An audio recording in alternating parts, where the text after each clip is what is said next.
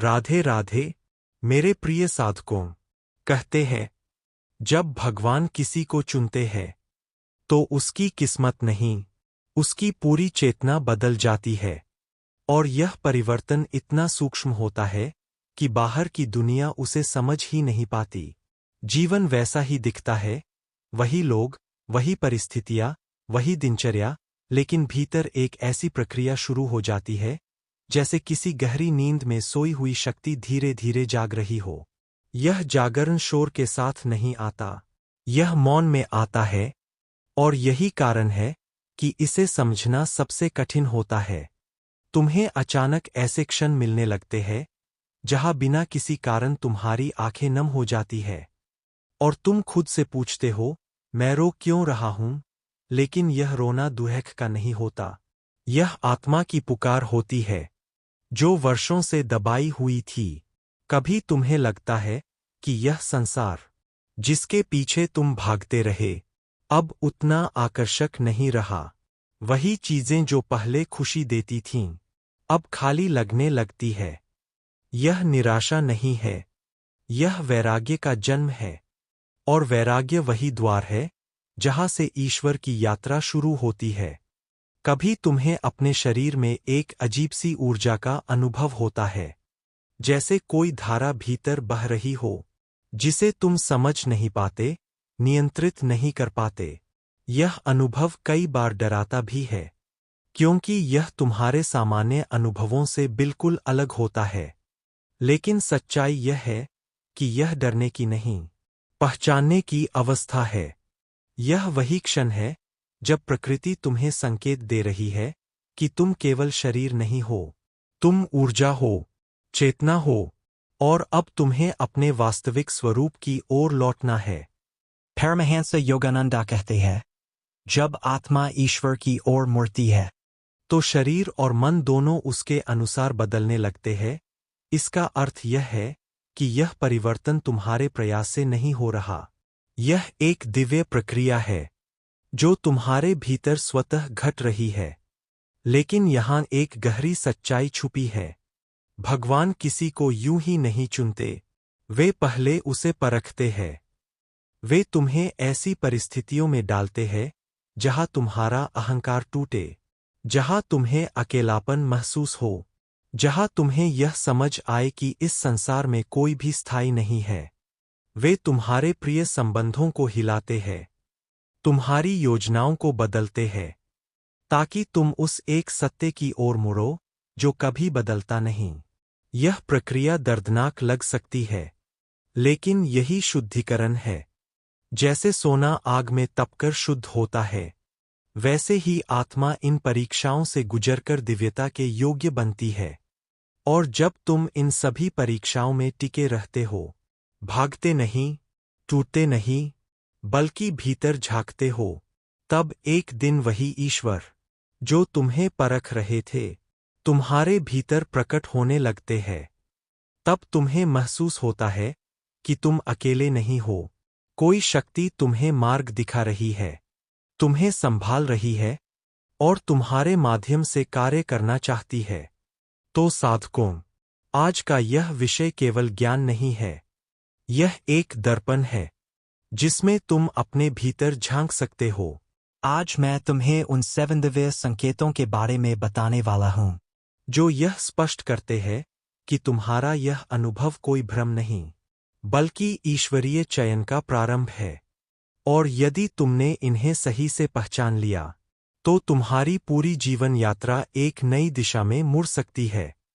पहला संकेत, शरीर में ऊर्जा का प्रवाह बदलना। जब भगवान किसी साधक को अपने मार्ग के लिए चुनते हैं तो परिवर्तन सबसे पहले उसके विचारों में नहीं, उसके शरीर में प्रकट होता है, क्योंकि शरीर ही वह माध्यम है जिसके द्वारा चेतना इस संसार में अनुभव करती है। इसलिए जब भीतर कोई दिव्य प्रक्रिया शुरू होती है तो उसका पहला स्पर्श शरीर को ही मिलता है। साधक को अचानक ऐसे अनुभव होने लगते हैं जिन्हें वह पहले कभी समझ नहीं पाया था। रीढ़ के निचले हिस्से से ऊपर की ओर उठती हुई गर्मी, जैसे कोई सूक्ष्म अग्नि धीरे धीरे ऊपर चढ़ रही हो, कभी बिना कारण हल्की कंपकंपी, कभी ध्यान या मौन में बैठते समय सिर के ऊपर से ठंडी या झंझनाती हुई लहर का गुजरना। और कई बार ऐसा लगता है जैसे शरीर के भीतर कोई अदृश्य धारा बह रही है। ये अनुभव साधारण नहीं है, और यही कारण है कि साधक घबरा जाता है। उसे लगता है कि कहीं यह कोई शारीरिक समस्या तो नहीं। लेकिन सच्चाई यह है कि यह बीमारी नहीं, बल्कि जागरण का प्रारंभ है। योग परंपरा में इसे कुंडलिनी शक्ति का प्रथम स्पंदन कहा गया है। यह वही शक्ति है जो प्रत्येक मनुष्य के भीतर मूलाधार में सुप्त अवस्था में स्थित रहती है, शांत, निष्क्रिय, लेकिन असीम संभावनाओं से भरी हुई। जब तक जीवन केवल भौतिक इच्छाओं तक सीमित रहता है, यह शक्ति सोई रहती है। लेकिन जैसे ही साधक की चेतना भीतर की ओर मुड़ती है, जैसे ही उसका जीवन केवल भोग से हटकर खोज की ओर जाता है, यह शक्ति धीरे धीरे सक्रिय होने लगती है। यहाँ सबसे महत्वपूर्ण बात यह समझनी है कि यह प्रक्रिया तुम्हारे नियंत्रण में नहीं होती। तुम इसे जबरदस्ती जगा नहीं सकते और नहीं इसे रोक सकते हो। यही कारण है कि जब यह शुरू होती है तो साधक को लगता है, ये मेरे साथ क्या हो रहा है, क्योंकि उसने इसे न तो सीखा है, नहीं इसके लिए कोई प्रयास किया है। लेकिन यही तो ईश्वरीय चयन का संकेत है, जब तुम्हारे प्रयास से नहीं, बल्कि किसी उच्च शक्ति की इच्छा से परिवर्तन शुरू होता है। हालांकि इस जागरण के साथ एक चुनौती भी आती है। शरीर, जो अब तक सामान्य ऊर्जा पर काम कर रहा था, अचानक इस नई, तीव्र ऊर्जा के संपर्क में आता है। इसलिए थकान महसूस होती है, कभी शरीर भारी लगता है, कभी बेचैनी बढ़ जाती है, नींद का पैटर्न बदल जाता है, और कभी कभी बिना कारण घबराहट भी महसूस होती है।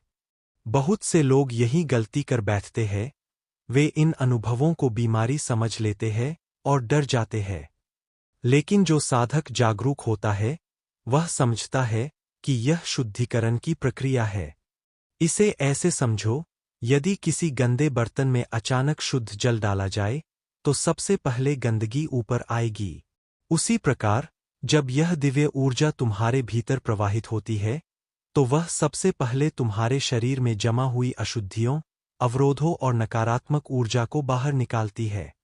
यही कारण है कि यह प्रक्रिया कभी कभी असहज लगती है, लेकिन वास्तव में यह तुम्हें तोड़ नहीं रही, यह तुम्हें शुद्ध कर रही है। जैसे सोना आग में तपकर अपनी अशुद्धियां छोड़ देता है और अंततः शुद्ध, चमकदार बन जाता है, वैसे ही यह ऊर्जा तुम्हारे शरीर को तपाती है, तुम्हारे भीतर के अवरोधों को जलाती है और तुम्हें एक नए स्तर के लिए तैयार करती है। यह केवल शारीरिक प्रक्रिया नहीं है, यह शरीर, मन और ऊर्जा तीनों का एक साथ रूपांतरण है। इसलिए यदि तुम यह अनुभव कर रहे हो, तो डरने की आवश्यकता नहीं है। यह संकेत है कि तुम्हारे भीतर कुछ महान जाग रहा है। लेकिन साथ ही यह भी याद रखो, यह केवल शुरुआत है। यह पहला द्वार है, जिसके पार जाने के लिए तुम्हें धैर्य, समझ और समर्पण की आवश्यकता होगी। दूसरा संकेत, मन का रूपांतरण। जब भीतर की ऊर्जा शरीर से ऊपर उठती है, तो उसका अगला स्पर्श मन को होता है, और यहीं से वास्तविक परिवर्तन शुरू होता है। क्योंकि शरीर का बदलाव तो केवल बाहरी संकेत है, लेकिन मन का रूपांतरण यह बताता है कि चेतना सच में दिशा बदल रही है। तुम धीरे धीरे नोटिस करोगे कि जिन बातों पर पहले तुरंत गुस्सा आ जाता था, अब वही परिस्थितियां तुम्हें उतनी विचलित नहीं करतीं। जहां पहले ईर्ष्या, तुलना और प्रतिस्पर्धा थी, अब वहां एक सहज करुणा जन्म लेने लगती है। यह कोई दबाव से पैदा हुई नैतिकता नहीं होती, यह भीतर से उठी हुई शुद्ध भावना होती है, जो बिना प्रयास के तुम्हारे व्यवहार को बदल देती है। इस अवस्था में साधक को अक्सर लगता है, मैं बदल रहा हूं, लेकिन गहराई से देखने पर समझ आता है कि यह बदलाव तुम नहीं कर रहे। यह तुम्हारे भीतर कार्य कर रही वह अदृश्य शक्ति कर रही है, जो अब मन को शुद्ध कर रही है।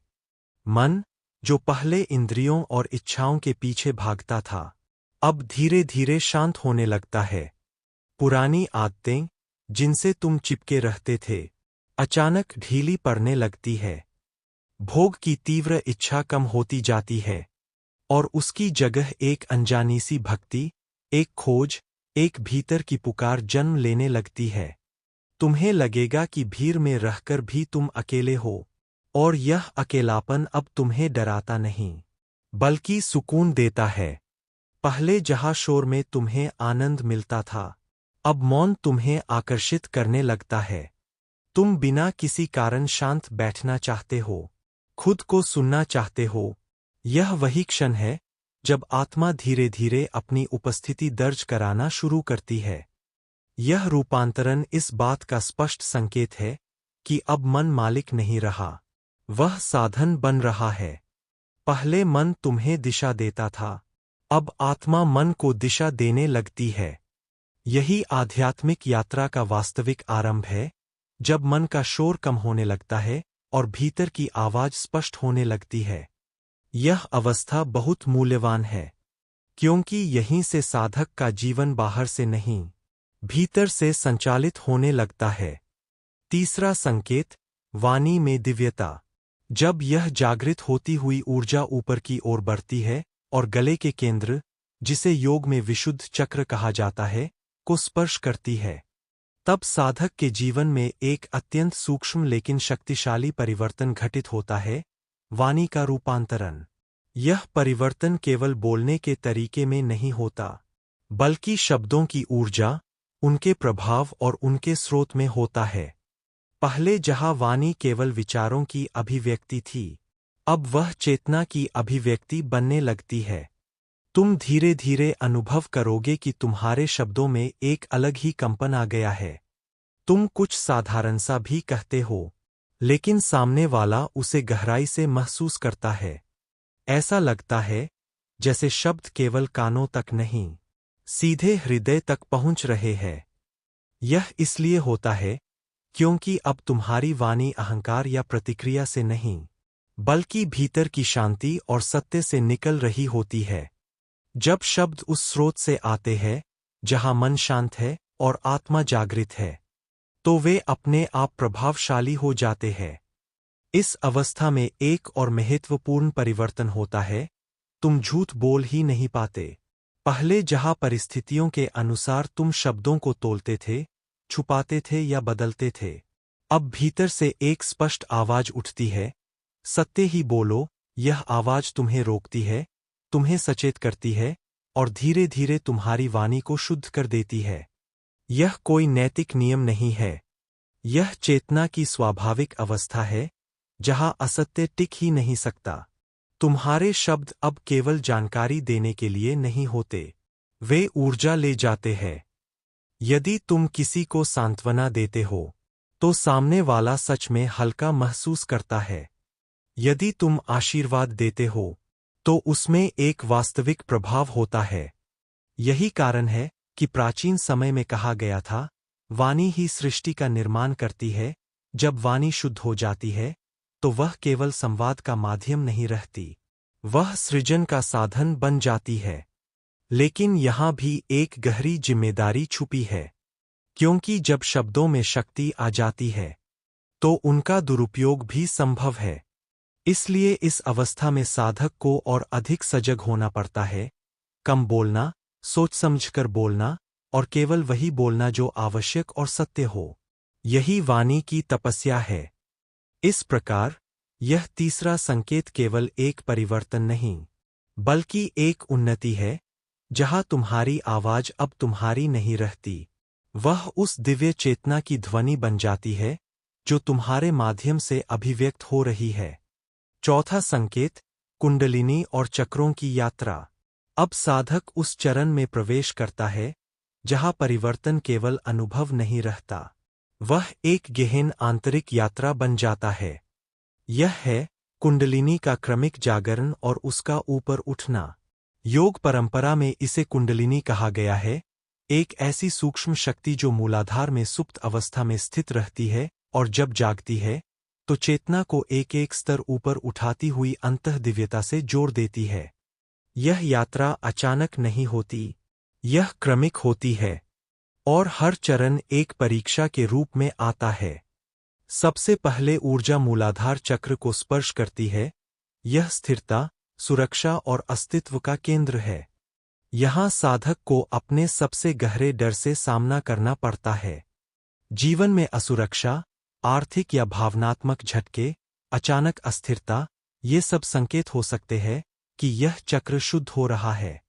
यदि साधक इस अवस्था में घबराता नहीं, बल्कि भीतर विश्वास बनाए रखता है, तो धीरे धीरे एक अडिग स्थिरता जन्म लेती है, जैसे भीतर कोई आधार मजबूत हो गया हो। इसके बाद ऊर्जा स्वाधिष्ठान चक्र की ओर बढ़ती है। यह भावनाओं, इच्छाओं और आसक्ति का केंद्र है। यहाँ परीक्षा और भी सूक्ष्म हो जाती है। पुरानी इच्छाएं, आकर्षण, संबंधों का खिंचाव, भावनात्मक उतार चढ़ाव, ये सब तीव्र हो सकते हैं। कई बार साधक को लगता है कि वह पीछे जा रहा है, लेकिन वास्तव में यह भीतर की सफाई है। यदि वह इन भावनाओं में बहने के बजाय उन्हें देखना सीख लेता है, तो धीरे धीरे वही ऊर्जा, जो पहले बंधन थी, अब सृजन और संतुलन में बदल जाती है। फिर ऊर्जा पहुंचती है मणिपुर चक्र पर। यह शक्ति, आत्मबल और अहंकार का केंद्र है। यहाँ साधक को सबसे बड़ी परीक्षा का सामना करना पड़ता है, अहंकार की। कभी अत्यधिक आत्मविश्वास, कभी गुस्सा, कभी नियंत्रण की इच्छा। यह सब इसी स्तर की हलचल है। जीवन में ऐसे प्रसंग आते हैं जहाँ तुम्हें अपमान, असफलता या चुनौती का सामना करना पड़ता है, ताकि तुम्हारा अहंकार पिघले। यदि साधक यहाँ भी सजग रहता है, तो वही ऊर्जा जो पहले अहंकार थी, अब आत्मबल बन जाती है। एक ऐसी शक्ति जो शांत होती है, लेकिन अडिग होती है। इस पूरी यात्रा में साधक को कई बार ऐसा महसूस हो सकता है कि जीवन बिखर रहा है, सब कुछ नियंत्रण से बाहर जा रहा है, और खुद पर भी संदेह होने लगता है। लेकिन यही इस प्रक्रिया की वास्तविकता है। पुराना ढांचा टूटे बिना नया निर्माण संभव नहीं होता। जैसे एक बीज को मिट्टी में गलना पड़ता है, तभी वह वृक्ष बनता है, वैसे ही साधक को इन परीक्षाओं से गुजरना पड़ता है। और यदि वह इन सभी स्तरों पर टिके रहता है, भागता नहीं, समझता है, समर्पित रहता है, तो यही कुंडलिनी ऊर्जा धीरे धीरे उसे अडिग, संतुलित और जागरूक बना देती है। तब वह केवल परिस्थितियों से प्रभावित नहीं होता, बल्कि उनके पार देखना शुरू कर देता है। यही इस चौथे संकेत की गहराई है, जहाँ संघर्ष ही साधना बन जाता है और साधना ही शक्ति में परिवर्तित हो जाती है। पांचवा संकेत, आभा और प्रकाश। जब साधक की ऊर्जा निरंतर ऊपर उठती है और भीतर शुद्धि की प्रक्रिया गहरी हो जाती है, तब एक अत्यंत सूक्ष्म लेकिन स्पष्ट अनुभव प्रकट होने लगता है, प्रकाश का। यह प्रकाश बाहर की आंखों से नहीं, भीतर की चेतना से देखा जाता है। ध्यान में बैठते समय तुम्हें कभी हल्की नीली रोशनी दिख सकती है, कभी सुनहरी चमक, कभी ऐसा लगेगा जैसे किसी ने भीतर दीप जला दिया हो। यह कोई कल्पना नहीं होती, बल्कि चेतना के सूक्ष्म स्तर पर जागृति का संकेत होता है। योग परंपरा में इसे आभा और तेज का प्रकट होना कहा गया है, जहाँ साधक का सूक्ष्म शरीर प्रकाश में होने लगता है। धीरे धीरे इसका प्रभाव बाहर भी दिखने लगता है। लोग बिना कारण कहने लगते हैं, तुम्हारे चेहरे पर कुछ अलग है, एक चमक है, एक शांति है। यह चमक किसी क्रीम या बाहरी कारण से नहीं आती, यह भीतर की शुद्धता और संतुलन का प्रतिबिंब होती है। जब मन शांत होता है, भावनाएं संतुलित होती है और ऊर्जा स्वतंत्र रूप से प्रवाहित होती है, तो उसका प्रकाश चेहरे और व्यक्तित्व में झलकने लगता है। यही कारण है कि कुछ लोग बिना कुछ कहे भी प्रभाव छोड़ जाते हैं, उनकी उपस्थिति ही एक अलग अनुभव देती है। इस अवस्था में साधक को अपने चारों ओर एक सूक्ष्म हल्कापन भी महसूस हो सकता है, जैसे वह केवल शरीर तक सीमित नहीं है, बल्कि उसके आसपास भी कुछ जीवंत है। कई बार ध्यान में प्रकाश के साथ ध्वनि का अनुभव भी हो सकता है, एक गूंज, एक कंपन, जो यह संकेत देता है कि चेतना और भी सूक्ष्म स्तर पर प्रवेश कर रही है। लेकिन यहीं सबसे बड़ी परीक्षा छुपी होती है, क्योंकि जैसे ही साधक इन अनुभवों को पहचानता है, मन बहुत चतुराई से कहता है, अब तुम विशेष हो, तुम दूसरों से अलग हो, और यही अहंकार इस पूरी प्रक्रिया को रोक सकता है, क्योंकि यह शक्ति नम्रता में फलती है और अहंकार में सूख जाती है। जैसे ही मैं का भाव बढ़ता है, प्रकाश धीरे धीरे कम होने लगता है। इसलिए इस चरण में सबसे आवश्यक है साक्षी बने रहना। जो हो रहा है उसे देखो, लेकिन उससे जुड़ो मत, उसे अपना मत बनाओ। याद रखो, यह तुम्हारी उपलब्धि नहीं है, यह तुम्हें दी गई एक कृपा है। जितना तुम विनम्र रहोगे, उतना यह प्रकाश स्थिर रहेगा और गहराता जाएगा। यही पांचवा संकेत है, जहां साधक के भीतर का अंधकार हटने लगता है और उसकी जगह प्रकाश लेता है। लेकिन इस प्रकाश को बनाए रखने के लिए उसे अपने भीतर के मैं को और भी शांत करना पड़ता है। छठा संकेत, हृदय का प्रेम। जब यह जागृत होती हुई ऊर्जा ऊपर उठते उठते हृदय केंद्र को स्पर्श करती है, जिसे योग में अनाहत चक्र कहा जाता है, तब साधक के भीतर एक ऐसा परिवर्तन होता है जो शब्दों से परे है। यह परिवर्तन केवल भावनात्मक नहीं, अस्तित्वगत होता है। तुम्हें अचानक महसूस होने लगता है कि तुम्हारा हृदय पहले जैसा नहीं रहा। उसमें एक अजीब सी कोमलता, एक सहज करुणा और एक व्यापक प्रेम जाग गया है। यह प्रेम किसी एक व्यक्ति या संबंध तक सीमित नहीं रहता। यह हर उस चीज तक फैलने लगता है जो तुम्हारे सामने आती है, मनुष्य, पशु, प्रकृति, यहाँ तक कि वे लोग भी जिनसे तुम कभी आहत हुए थे। तुम धीरे धीरे अनुभव करते हो कि अब तुम किसी से नफरत कर ही नहीं सकते। यदि कोई तुम्हारे साथ गलत भी करता है, तो भीतर से प्रतिक्रिया के बजाय एक समझ उठती है, यह भी अपने अज्ञान में है।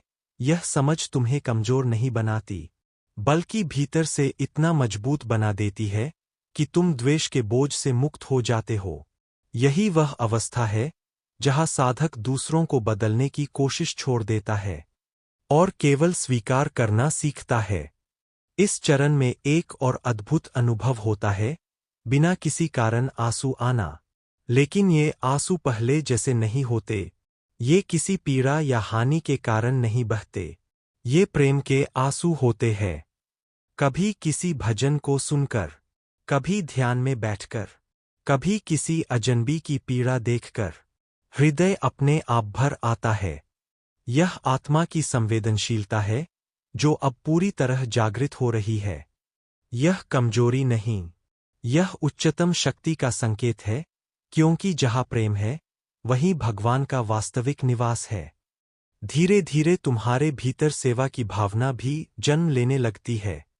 तुम बिना किसी स्वार्थ के देना चाहते हो, समय, सहारा, शब्द या केवल एक सच्ची मुस्कान। अब तुम्हारे कर्म किसी फल की अपेक्षा से नहीं होते, बल्कि भीतर की संतुष्टि से होते हैं। यही वह क्षण है जहां जीवन मेरे लिए से बदलकर सबके लिए हो जाता है। यही अवस्था सच्ची भक्ति की पहचान है। भक्ति केवल जप, पूजा या अनुष्ठान नहीं, बल्कि वह प्रेम है जो बिना शर्त बहता है। जब हृदय इस स्तर पर खुल जाता है, तब साधक केवल भगवान को खोजता नहीं, वह स्वयं भगवान के प्रेम का माध्यम बन जाता है। यही छठा संकेत है, जहां आत्मा अपने स्रोत के सबसे करीब आ जाती है और जीवन प्रेम की एक निरंतर धारा बन जाता है। सातवां संकेत, तीसरी आंख का जागरण। अब साधक उस अंतिम चरण के द्वार पर खड़ा होता है, जहां यात्रा बाहर से पूरी तरह भीतर में परिवर्तित हो जाती है। यह है आज्ञा चक्र का जागरण, जिसे सामान्य भाषा में तीसरी आंख कहा जाता है और योग में आज्ञा चक्र के नाम से जाना जाता है। यह केवल कोई रहस्यमय कल्पना नहीं, बल्कि चेतना का वह केंद्र है जहां दृष्टि सीमित इंद्रियों से ऊपर उठकर सूक्ष्म सत्य को देखना शुरू करती है। जब साधक की ऊर्जा इस स्तर तक पहुंचती है, तो उसके देखने का तरीका बदल जाता है। वह केवल बाहरी घटनाओं को नहीं देखता, बल्कि उनके पीछे छुपे कारणों को समझने लगता है। जहाँ पहले जीवन उसे बिखरा हुआ, अनिश्चित और कभी-कभी अन्यायपूर्ण लगता था, अब वही जीवन एक गहरे क्रम और उद्देश्य से भरा हुआ प्रतीत होने लगता है। उसे समझ आने लगता है कि हर घटना, हर परिस्थिति, हर मिलन और बिछड़न किसी न किसी आंतरिक विकास की कड़ी है। यह समझ ज्ञान से नहीं, अनुभव से आती है। इस अवस्था में अंतर्दृष्टि अत्यंत तेज हो जाती है। कई बार कोई निर्णय लेने से पहले ही भीतर से एक स्पष्ट संकेत मिल जाता है, क्या सही है, क्या नहीं। यह सोच विचार का परिणाम नहीं होता, यह सीधी अनुभूति होती है। साधक धीरे धीरे बाहरी सलाह पर निर्भर रहना छोड़ देता है, क्योंकि अब उसके भीतर ही एक मार्गदर्शक जाग चुका होता है। यही कारण है कि उसकी उपस्थिति में अन्य लोग भी सहज रूप से शांति और स्पष्टता महसूस करने लगते हैं। धीरे धीरे एक और गहरी अनुभूति प्रकट होती है, पहचान का परिवर्तन। जहाँ पहले मैं का अर्थ शरीर, नाम, पहचान और अनुभवों से जुड़ा था, अब वही मैं एक व्यापक चेतना के रूप में अनुभव होने लगता है। तुम्हें भीतर से महसूस होता है, मैं यह शरीर नहीं हूँ, यह तो केवल एक माध्यम है। असली मैं वह साक्षी हूँ जो सब कुछ देख रहा है। यह अनुभव केवल विचार नहीं, बल्कि प्रत्यक्ष बोध होता है, जो धीरे धीरे स्थिर होने लगता है। और इसी बिंदु पर साधक ब्रह्मांडीय एकता का अनुभव करता है। उसे यह अलगाव समाप्त होता हुआ दिखता है। वह और जगत, देखने वाला और देखा जाने वाला, सब एक ही चेतना के विभिन्न रूप प्रतीत होते हैं। यह कोई चमत्कारिक दृश्य नहीं, बल्कि गहरी शांति और एकत्व की अनुभूति है, जहाँ कुछ पाने की इच्छा समाप्त हो जाती है, क्योंकि सब कुछ पहले से ही पूर्ण लगता है। यही सातवां और अंतिम संकेत है, जहाँ साधक खोज करने वाला नहीं रहता। वह स्वयं उस सत्य का अनुभव बन जाता है, जिसे वह खोज रहा था। तो साधकों, यदि ये सभी संकेत तुम्हारे भीतर धीरे धीरे प्रकट हो रहे हैं, यदि तुम्हें लगता है कि जीवन पहले जैसा नहीं रहा, भीतर कुछ गहराई में बदल रहा है, तो इसे संयोग मत समझो। यह एक संकेत है, एक निमंत्रण है कि तुम्हारी आत्मा अब साधारण जीवन से उठकर एक उच्च उद्देश्य की ओर बढ़ रही है। लेकिन यहाँ एक बहुत गहरी बात समझनी आवश्यक है, यह केवल चयन नहीं, यह उत्तरदायित्व है। क्योंकि जिस चेतना को अधिक दिया जाता है, उससे अधिक अपेक्षा भी की जाती है।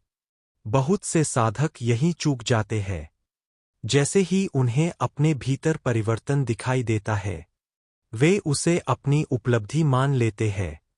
लेकिन सच्चाई यह है कि यह तुम्हारा अर्जन नहीं, यह तुम्हें सौंपा गया एक कार्य है। यह शक्ति तुम्हारी नहीं है, तुम केवल उसके माध्यम हो। इसलिए यदि तुमने इसे अहंकार के लिए उपयोग किया, दिखावे के लिए, श्रेष्ठता के भाव के लिए, तो यह शक्ति धीरे धीरे क्षीण हो जाएगी। लेकिन यदि तुम इसे सेवा के लिए, विनम्रता के साथ, दूसरों के उत्थान के लिए उपयोग करते हो, तो यह और भी प्रबल होती जाएगी। परमहंस योगानंदा का संदेश बहुत स्पष्ट है। जिसके भीतर ईश्वर प्रकट होता है, वह स्वयं प्रकाश बन जाता है। इसका अर्थ यह नहीं कि वह केवल अपने लिए जागता है, बल्कि वह दूसरों के लिए मार्गदर्शक बनता है। उसका जीवन, उसके शब्द, उसका मौन, सब कुछ एक प्रेरणा बन जाता है। वह किसी को बदलने की कोशिश नहीं करता, लेकिन उसकी उपस्थिति ही परिवर्तन का कारण बन जाती है।